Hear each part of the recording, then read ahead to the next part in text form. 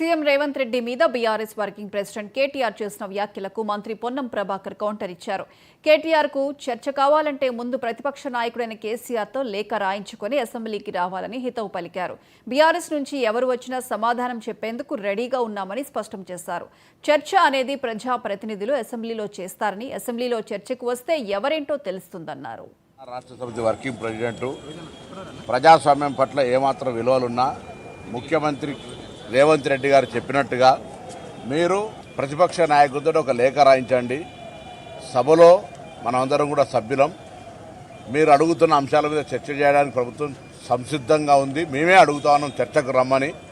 కాబట్టి ప్రతిపక్ష నాయకులతో లేఖ రాయించి సభలో చర్చ చేసినట్టయితే చర్చ రికార్డ్ అవుతుంది. చర్చ ప్రజల దగ్గర చర్చ ప్రజల దగ్గర ఉంటుంది. రేపొద్దున భవిష్యత్ తరానికి తెలుస్తుంది ఎవరు ఏం తప్పు చేశారు, తెలంగాణకు అన్యాయం చేశారు అనేది. కానీ సీఎం దానిని బహిరంగంగా సవాల్ చేసి పిలిచాడు, బహిరంగ చర్చకు పిలిచాడు కాబట్టి నేను వచ్చాను, రావాలి సీఎం అని చెప్పి. బహిరంగ చర్చకు సభకు రమ్మన్నాడు. బహిరంగ చర్చకు కాదు, సభలో చర్చ చేద్దాం, లేఖ రాయండి, రమ్మని చెప్తా ఉన్నారు. బహిరంగ చర్చకు రమ్మని చెప్పేది అనేటువంటి అంశం